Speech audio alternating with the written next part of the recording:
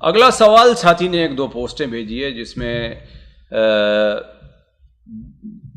Doctor اسرار احمد صاحب کی یہ ویڈیو ہے جس میں شیخ محترم بہت ساری ایسی کلپس ان کی آتی ہیں جس میں وہ بار بار یہ کہتے ہیں کہ نظام اسلامی کو جب تک اگر کوئی نہیں مانتا چاہے وہ کتنا بڑا عابد ہو زاہد ہو کوئی فائدہ نہیں دیتی ہے، اور حتیٰ کہ انہوں نے اس کلپ میں یہ بھی کہا کہ اگر کوئی نظام اسلامی کے خلاف کوئی قانون پر عمل کرتا ہے تو گویا وہ کافر ہے، مشرک ہے، منافق ہے، سب کچھ گنوا دیا گیا۔ ہاں دیکھیے ڈاکٹر اسرار صاحب اللہ تعالیٰ رحم کرے، ان سے بڑے فائدے بھی ہوئے لیکن بڑے نقصانات بھی ہوئے، اب اس دنیا سے چلے گئے ہیں۔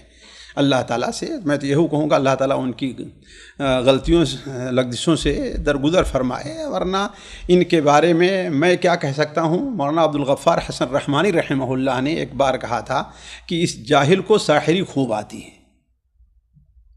بڑا مشکل مرحلہ ہے ان لوگوں کا جو صرف اردو پڑھ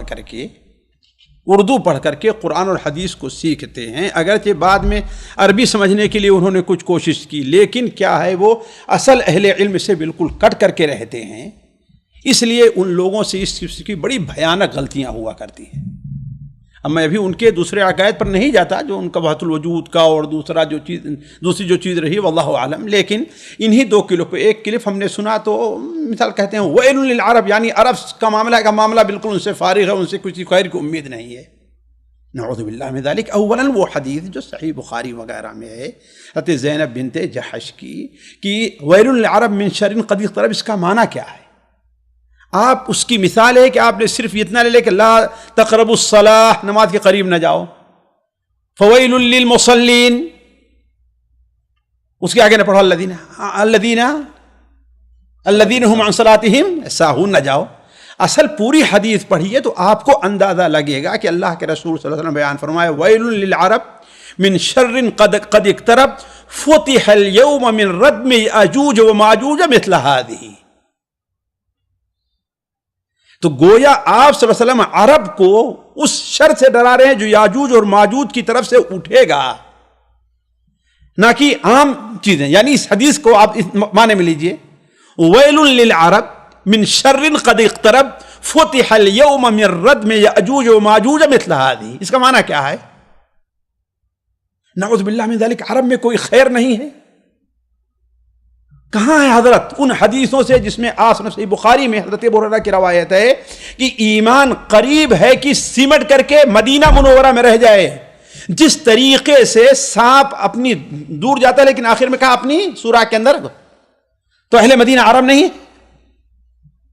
حضرت عبداللہ ابن عمر کی حدیث شاید صحیح مسلم کے اندر ہے کہ ان الایمان یا ان الدین لا یعرض بین المسجدین، دونوں مسجد یعنی حرمین کے درمیان رہ جائے گا۔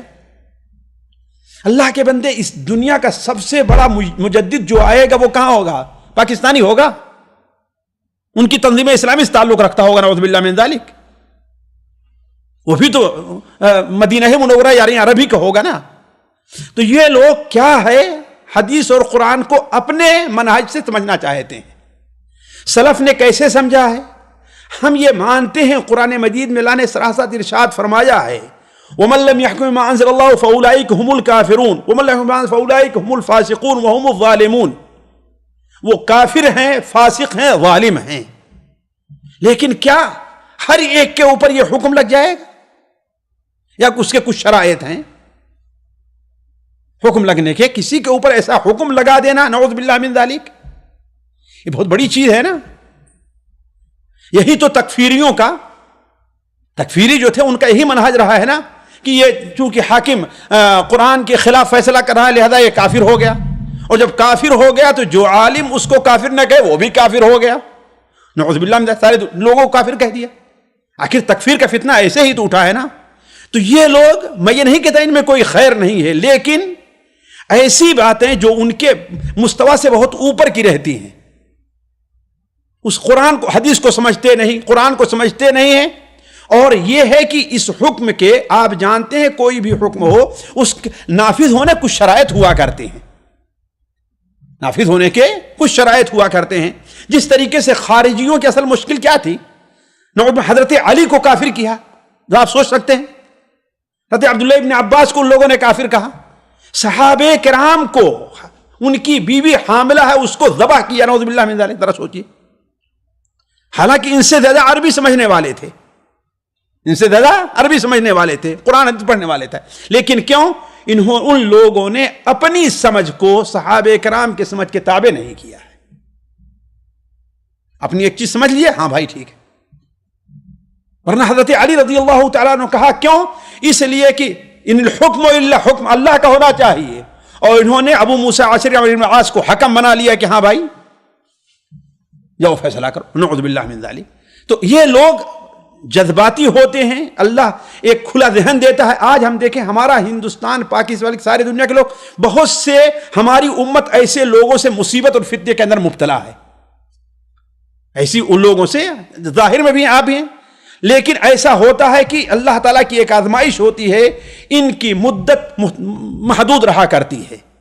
آزمائش کے لیے اللہ تعالیٰ ایسے لوگوں کو اٹھاتا ہے، لیکن تھوڑے ہی دن کے اندر یہ بلبلے کے طریقے سے بالکل ختم ہو جاتے ہیں۔ تو علی کل حال ان کی یہ جو باتیں ہیں نہایت ہی خطرناک اور غیر علمی ہیں، یعنی ٹھوس علمی بنیاد کے اوپر نہیں ہیں، صرف الفاظ کا، اسلوب کا ہیر پھیر ہے، جس کی وجہ سے وہ وہی بات ہم نے آپ سے جو کہی، مجھے یاد آیا کہ مولانا عبدالغفار حسن رحمانی رحمہ اللہ ہے نا، ان کا قول جو مدینہ منورہ میں وہ حدیث کے پروفیسر تھے، وہ یہ کہا کرتے تھے کہ اس جاہل کو ساحری خوب آتی ہے۔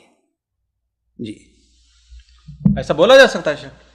میں بڑے عالم کی بات کر رہا ہوں، میں اپنی بات نہیں کر رہا ہوں، میں کچھ نہیں کہتا، ظاہر بات ہے ان کے مقابل میں ان کو جو علم تھا حدیث قرآن کا، بالکل ان کو جاہل ہیں۔